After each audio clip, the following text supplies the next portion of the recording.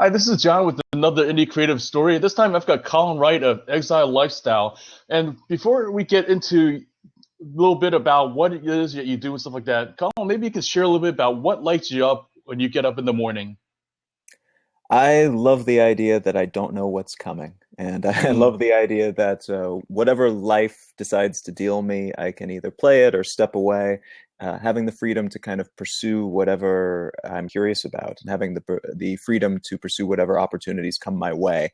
That it really lights me up each morning and makes me think, what do I get to do today, not what do I have to do today?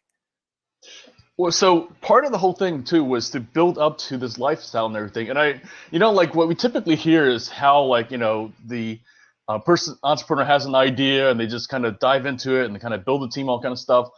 Your story is kind of quite different from that. It kind of really took a few different detours and everything. So maybe you can talk a little bit about like kind of what first like can give you the initial idea, and then what kind of led to the next steps from there.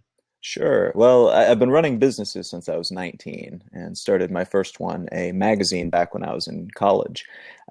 When after graduating, I moved out to LA, started up a branding studio, and that did really well. And I got to the point where I was looking at a whole lot of money and a whole lot of professional success of the traditional sort, got a bit down that path and realized it wasn't the path I wanted to be walking, and took kind of a sudden detour in a different direction. And that direction was to finally pursue something that I wanted to do for a really long time, which was travel the world and see some other cultures and meet some other people outside of this really small entrepreneurial business world that I was in.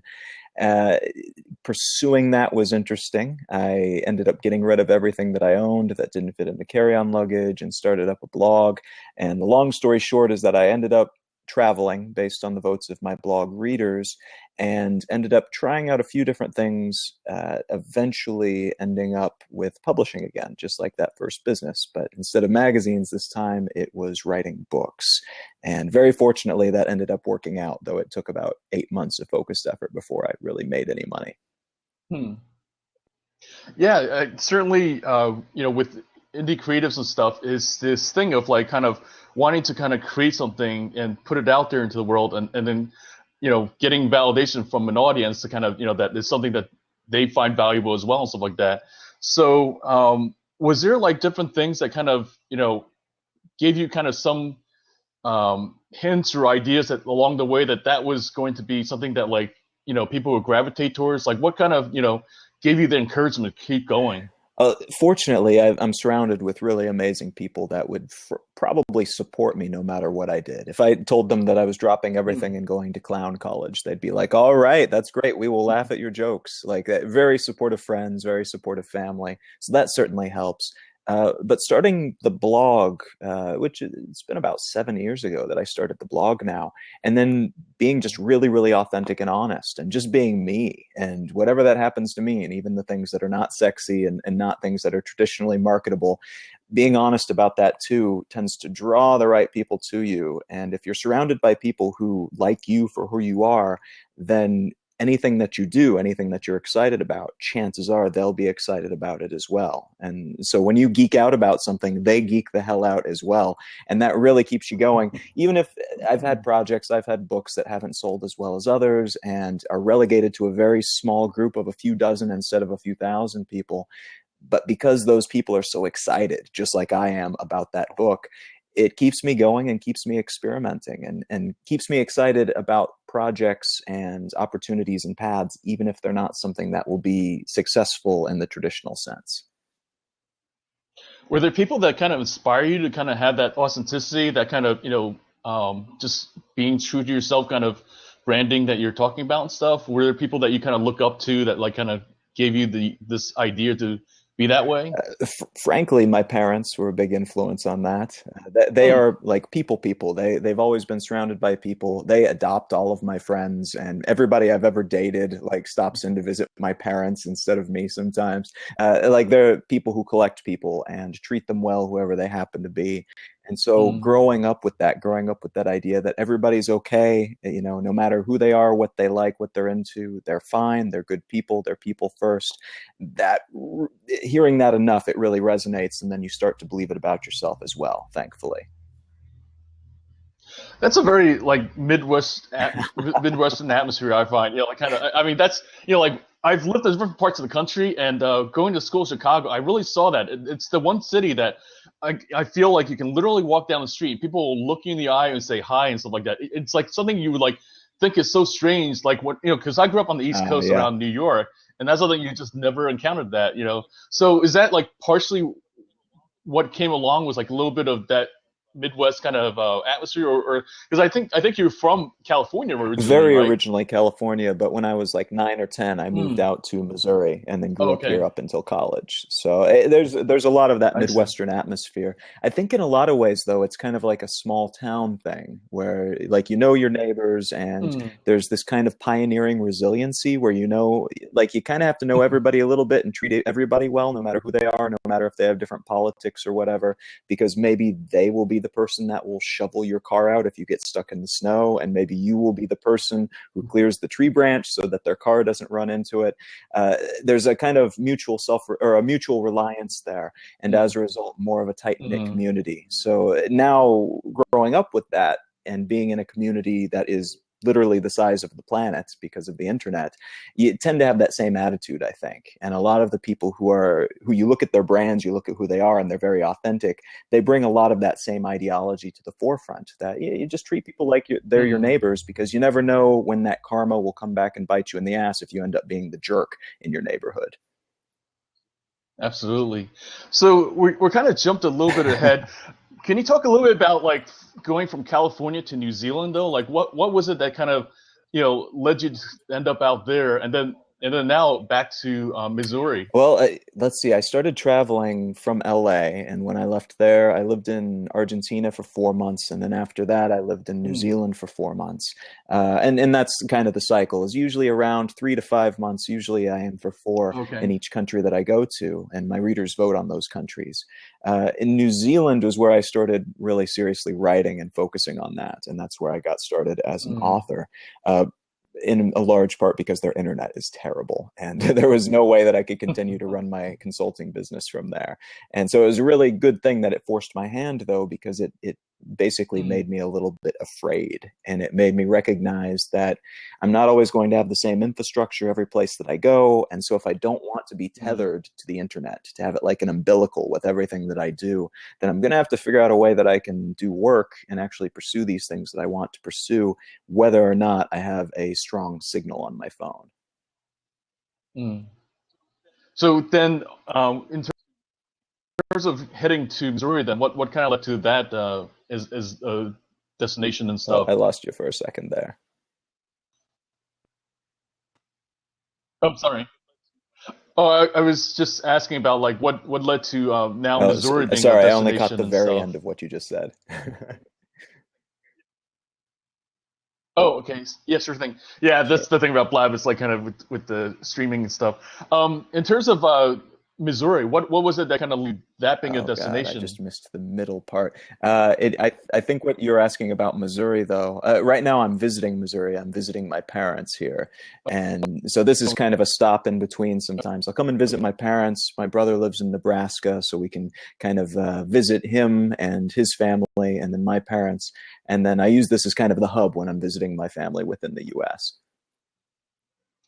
So it's kind of like your home base. Oh, did I lose you completely? Or maybe I got lost.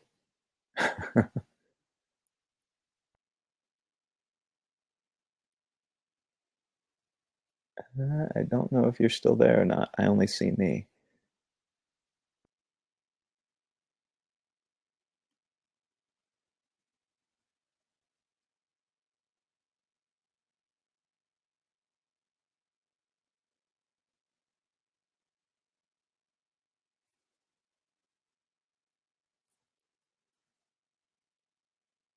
I don't know what's happening. Yeah, sorry.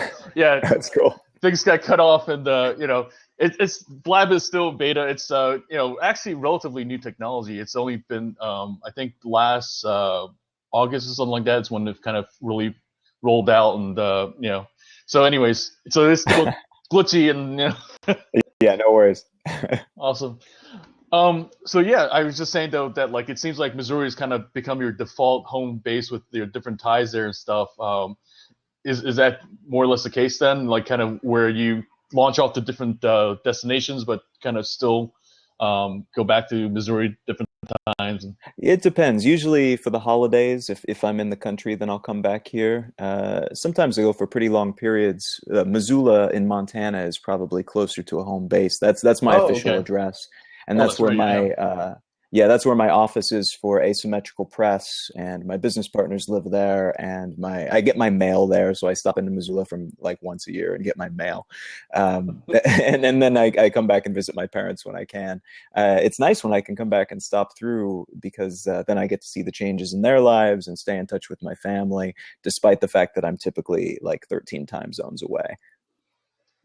So in terms of asymmetrical press, how did that evolve as like kind of the going from when you're writing your stuff and then now like now you're publishing for others? Is that how it's been?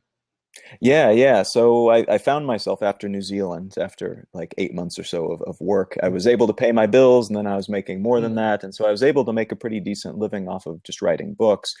And it was a series of different kind of strategies and tactics and stuff that allowed me to do that, different uses of technology and different approaches to the publishing industry. And I found that two friends of mine, people that I'd stayed in touch with who were like readers of mine a long time ago and then started up their own blog called The Minimalists, and they were kicking all kinds of butt and they were making money the same way that I was with their books. And we had kind of a discussion when I was on a road trip through the US about publishing and where it was going and the way that we were approaching it and the way that we thought it should go and the types of people we would like to invest in. And realized that we had a good business opportunity in terms of pooling our resources and going into business together, maybe give it a shot, see if we could actually make some of these things reality, these aspirations that we had. And that was like, I don't know, 3.5, maybe even 4 years ago. I don't even know Mm. what year it is, but it was a little while ago. And it worked, thankfully. We run everything remotely, but Josh and Ryan, they actually live in Missoula full time, and Mm. I travel around and have my mailbox there. But as a result, we're able to do more with our own books independently and publishing through our joint press. And then we also publish, gosh, I think a half dozen other authors right now. We're Mm. growing really slowly to make sure that we do it well and that we do well by our authors. But we're very fortunate to work with these people. They're absolutely amazingly talented people, all of them.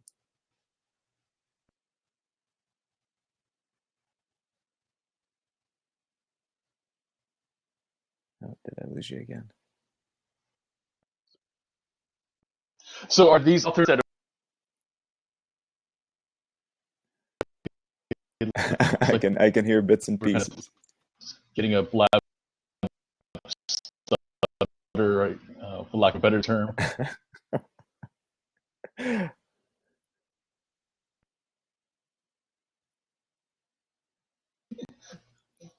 And we're back.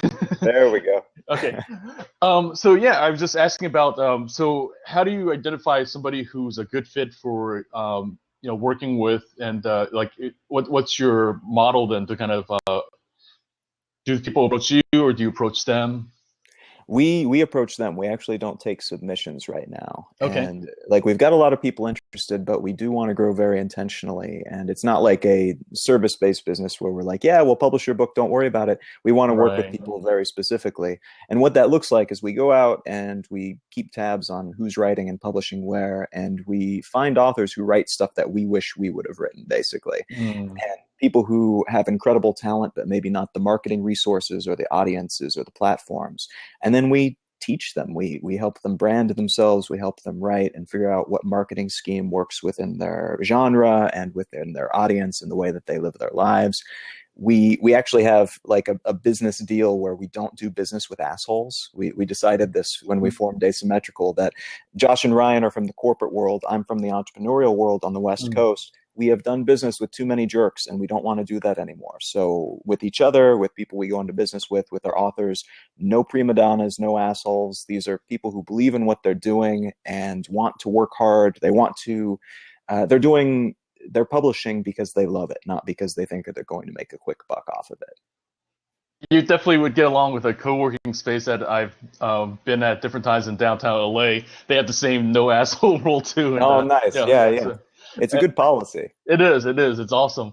In terms of like just like kind of the people that you feel are like that you want to work with and stuff like that, like, and you're saying that like that it seems like what you kind of done is like create an incubator, if you will, for writers that you want to nurture and kind of help promote and kind of move along in their development. I guess that's kind of what it sounds like. Is There's aspects of that, absolutely. Yeah. I mean, particularly because we don't pay advances, but we pay 51% instead of 7 to 12% of wow. profits off of the book. So the idea is that we reduce costs and infrastructure, and like we Mm, don't have bricks and mortars or anything like that. We do mostly print on demand and ebooks and audiobooks and things like this.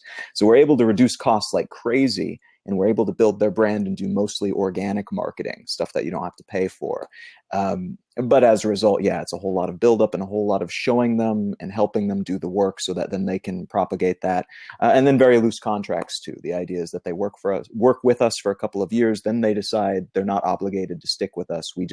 We are incentivized to give them reason to want to keep working with us at that mm, point.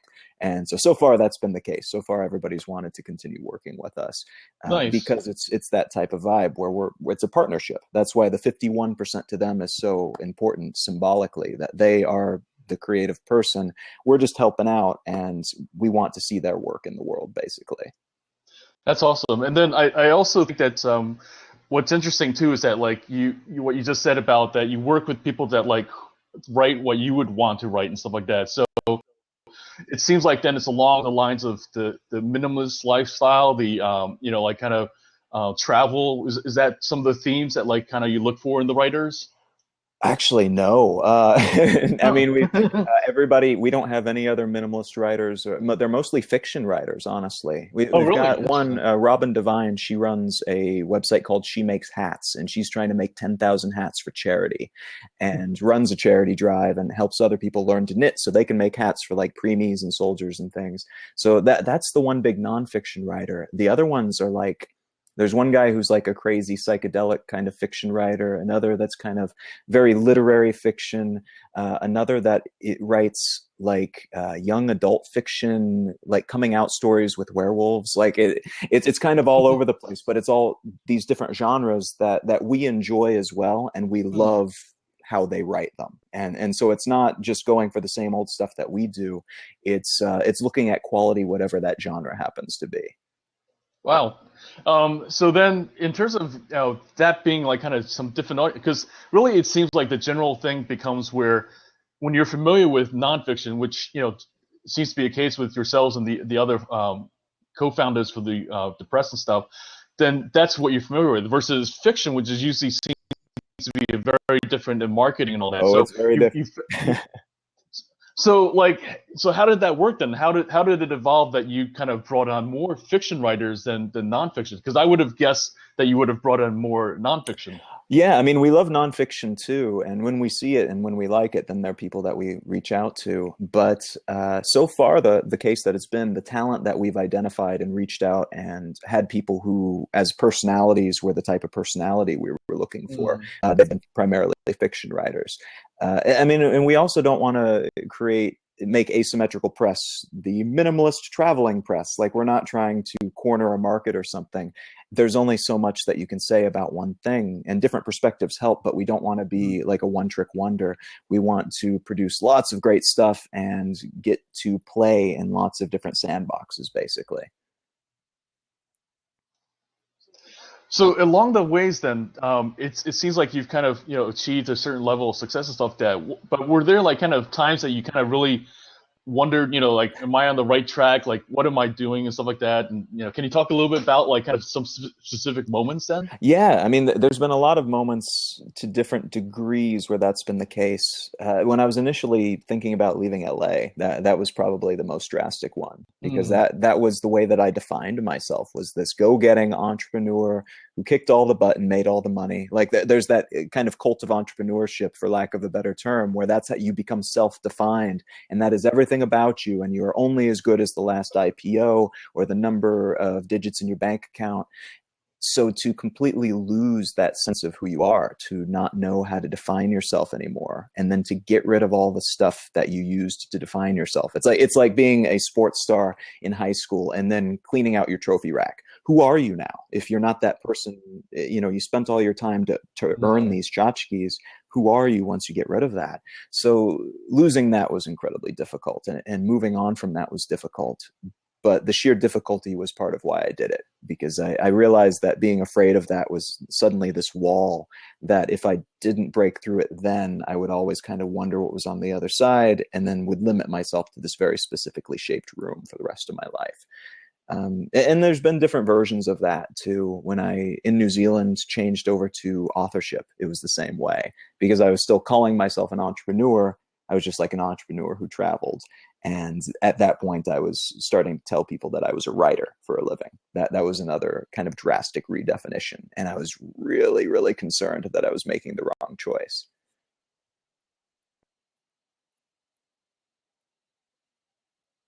Oh, another disconnect. It might be my internet. The internet's not great out here.